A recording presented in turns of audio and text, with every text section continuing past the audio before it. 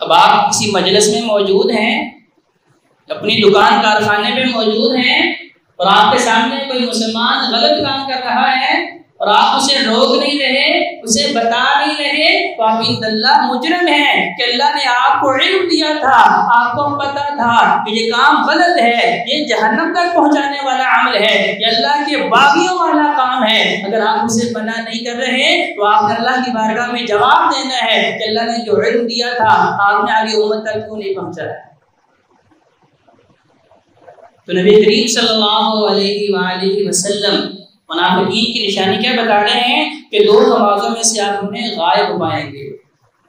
وَلَوْ يَعْلَمُونَ مَا فِيهِمَا، اگر ان کو حقیقی طور پہ پتہ چل جائے کہ اللہ نے نماز فجر اور نماز عشاء میں کیا اجر و ثواب رکھا ہے، لَأَتَوْهُمَا وَلَوْ حَبْوًا، اگر انہیں اتنی شدید قسم کی بیماری ہو کہ وہ چل نہ سکتے ہوں اور گھٹنوں کے بعد انہیں گھسٹتے ہوئے مسجدوں میں آنا پڑے تو وہ یہ تو گوارا کر لیں، لیکن نماز فجر اور نماز عشاء مسجدوں سے غائب نہ ہو۔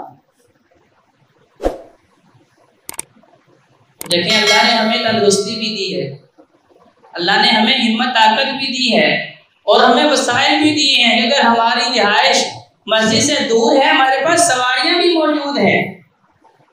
وہ صحابی رسول حضرت عبداللہ ابن مکتوم رضی اللہ تعالی عنہ تو بالکل نابینا صحابی تھے، ذرہ برابر بھی نظر نہیں آتا تھا، اور گھر کدھر ہے؟ مدینے کے دوسرے کونے پہ، مسجد نبی دوسرے کونے پہ ہے اور گھر سب سے دور دوسرے کنارے پہ ہے۔ کہتے ہیں یا رسول اللہ مجھے لانے والا بھی کوئی نہیں ہے۔ پہلا عذر تو کیا ہے کہ مجھے دکھائی نہیں دیتا، ہم تو دیکھ سکتے ہیں، مجھے لانے والا کوئی نہیں، مددگار کوئی نہیں، سہارا کوئی نہیں، اور پھر راستے میں نالیاں بھی آتی ہیں، جھاڑیاں بھی آتی ہیں، دیواریں بھی آتی ہیں، کبھی ٹکرا کے گر بھی جاتا ہوں، کبھی لباس بھی پورا گندا ہو جاتا ہے۔ کیا یا رسول اللہ میں گھر میں نماز پڑھ سکتا ہوں؟ آج ہمارے پاس کوئی عذر نہیں ہے، ہم خود ہی مفتی بنے ہوئے گھروں میں نماز پڑھی جا رہے ہیں۔ صحابی رسول نبی کائنات علیہ السلام سے پوچھ رہے ہیں کہ دکھائی نہیں دیتا، لانے والا کوئی نہیں، اور راستے میں دشواریاں کتنی ہیں، مشکلات کتنی ہیں، کیا گھر میں پڑھ سکتا ہو؟ نبی علیہ السلام نے پہلے تو اجازت دی، کہا ہاں پڑھ لینا، لیکن پھر بلایا، کہا عبداللہ بات سنیں، کیا آپ کے گھر تک اذان کی آواز جاتی ہے؟ کہا رسول اللہ آواز تو آتی ہے۔ کہا عبداللہ پھر کوئی عذر نہیں ہے، پھر حی علی الصلاۃ حی علی الفلاح پہ لبیک کہتے ہوئے تمہیں مسجد میں آنا پڑے گا۔ تو آئیے اپنی اصلاح کریں۔ نبی کریم صلی اللہ علیہ وآلہ وسلم بتا رہے ہیں کہ جو پکے سچے مومن ہیں، مردوں کے اوپر خاص طور پہ جہاں نماز پڑھنا فرض ہے وہیں پہ نمازیوں کے ساتھ پڑھنا بھی ان کے اوپر فرض ہے، وہ بھی لازم اور ضروری ہے۔ وَلَقَدْ هَمَمْتُ أَنْ آمُرَ بِالصَّلَاةِ، فرمایا کہ میرا دل چاہتا ہے کہ فَتُقَامُ ثُمَّ آمُرُ رَجُلًا فَيُصَلِّي بِالنَّاسِ، کہ جب نماز کا وقت ہو جائے، اقامت کہی جائے، تو میں کسی شخص کو حکم دوں کہ وہ مصلی پہ کھڑا ہو، وہ لوگوں کو نماز پڑھائے، ثُمَّ أَنْطَلِقُ مَعِيَ بِرِجَالٍ مَعَهُمْ، پھر میں چند لوگوں کو اپنے ساتھ لوں، چند لوگوں کو ساتھ لے کے مسجد سے باہر نکلوں، من حطب الى قومی، اور لکڑیوں کا ایک گٹھا لوں، لکڑیاں لوں ساتھ میں، لا يشهدون الصلاۃ فأحرق عليهم بيوتهم بالنار، اور ایسے مرد لوگ جو بغیر شرعی عذر کے مسجدوں میں نہیں آ رہے، نماز فجر اور نماز عشاء میں، میرا دل چاہتا ہے کہ میں ایسے لوگوں کے گھروں کو آگ لگا دوں۔ کہنے والے کون ہیں؟ امام الانبیاء علیہ السلام ہیں، جن کے اوپر ہمیں یہ بھروسہ ہے کہ قیامت کے دن شفاعت کریں گے تو جنت نصیب ہوگی۔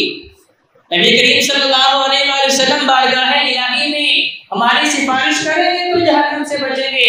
تو دنیا کے اندر ہی آقا علیہ السلام فرما رہے ہیں کہ میرا دل چاہتا ہے ایسے گھروں کو آگ لگا دوں جو مرد جو ہے مسجدوں میں آ کے نماز نہیں پڑھ رہے۔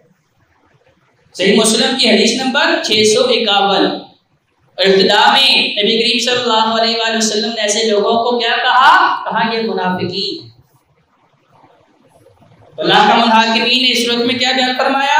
فرمایا اذا جاءك المنافقون قالوا نشهد انك لرسول اللہ، اے نبی ہم گواہی دیتے ہیں کہ آپ اللہ کے نبی اور رسول ہیں۔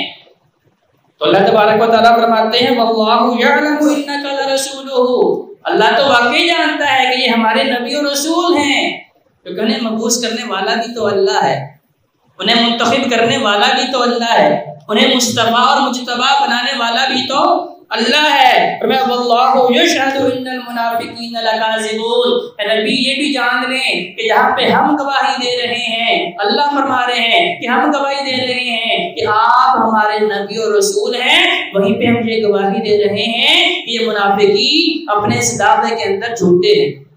لکاذبون زبان سے پڑھ رہے ہیں کہ نشہد انک رسول اللہ، اے نبی ہم گواہی دے رہے ہیں کہ آپ اللہ کے رسول ہیں۔ تو اللہ کا الحاکمین بتا رہے ہیں ان کا یہ وعدہ جو ہے وہ کھرا نہیں ہے، ان کا ایمان جو ہے وہ کھرا نہیں ہے۔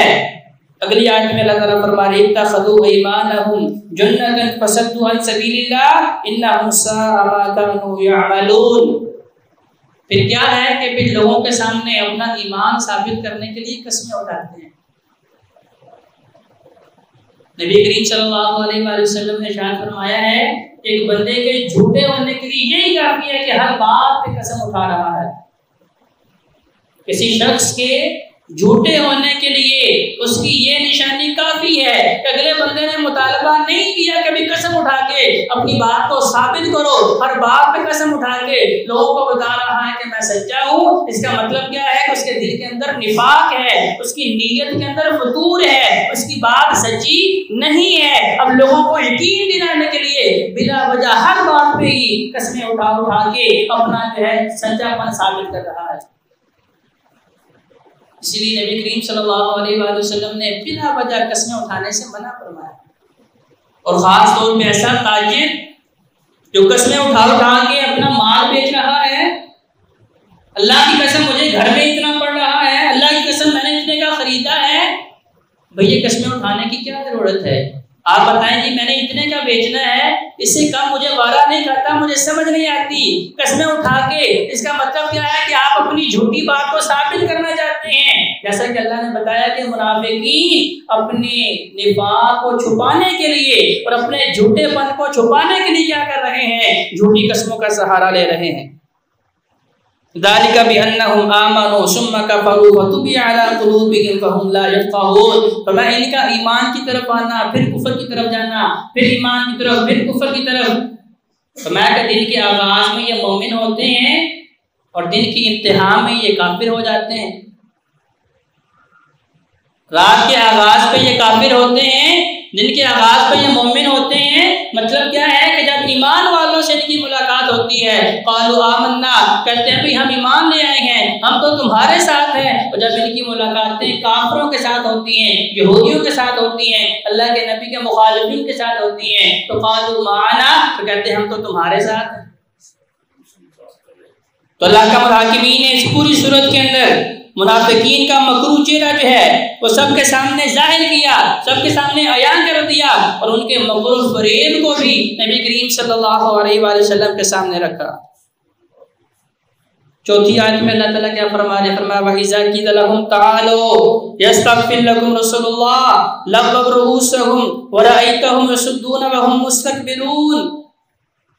جب انہیں اللہ کے رسول کہتے ہیں کہ آؤ بھی کھرے سچے مومن بن جاؤ، میں رب کی بارگاہ میں تمہارے لیے استغفار کرتا ہوں، رب کی بارگاہ میں تمہارے لیے میں معافی مانگ لیتا ہوں، لیکن تم اپنے دل کو نفاق کی غلاظت سے پاک کرو، نفاق کی بیماری سے اپنے دل کو پاک کرو، آؤ میں تمہارے لیے تمہاری جگہ پہ میں اللہ کے حضور معافی مانگ لیتا ہوں۔ لَوَّوْا رُءُوسَهُمْ، تو اپنے چہروں کو موڑ لیتے ہیں، وَرَأَيْتَهُمْ يَصُدُّونَ وَهُمْ مُسْتَكْبِرُونَ، انہیں یہ چیز کرنے پہ کیا چیز مجبور کر رہی ہے؟ ان کا تکبر و غرور۔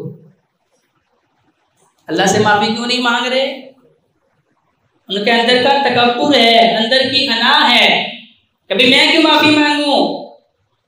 کیونکہ اہل عرب کا رواج کیا تھا؟ انہیں تکبر تھا اپنی اولادوں کے اوپر، انہیں تکبر تھا اپنے روپے پیسے کے اوپر، انہیں تکبر و غرور تھا اپنے مال مویشی کے اوپر، انہیں تکبر و غرور تھا اپنے جنگجو ہونے کے اوپر، اس لیے وہ انسان کو انسان ہی نہیں سمجھتے تھے۔ تو فرمایا کہ تمہاری جگہ پہ میں رب سے معافی مانگ لیتا ہوں، لیکن وہ تو تکبر و غرور کی وجہ سے رب کے حضور معافی نہیں مانگ رہے تھے۔ تو یہ طرز عمل کن کا ہے؟ یہ منافقین کا ہے۔ میرے محبوب پیغمبر علیہ السلام کی سنت کیا ہے کہ آقا علیہ السلام دن میں 100 مرتبہ استغفر اللہ پڑھتے ہیں۔ ایک حدیث کے الفاظ ہیں 70 مرہ، 70 مرتبہ پڑھتے ہیں۔ ایک حدیث کے الفاظ ہیں 100 مرہ، 100 مرتبہ پڑھتے ہیں۔ صحابہ نے پوچھا یا رسول اللہ، استغفار اور توبہ کی ضرورت تو اس شخص کو ہوتی ہے جو غلطی کرتا ہے، جو رب کی نافرمانی کرتا ہے، جو اپنے رب کو ناراض کرتا ہے۔ آقا آپ تو گناہوں سے پاک ذات ہیں، پھر آپ کی زبان کے اوپر استغفر اللہ کیوں رہتا ہے؟ فرمایا افلا اکون عبدا شکورا، شکرانے کے طور پہ بھی میں اپنے رب سے معافی مانگتا ہوں۔ اگر میں گناہوں سے پاک ہوں اس میں میرا کمال نہیں ہے، گناہوں سے بچانے والا بھی میرا اللہ ہے اور نیکی کی توفیق دینے والا بھی میرا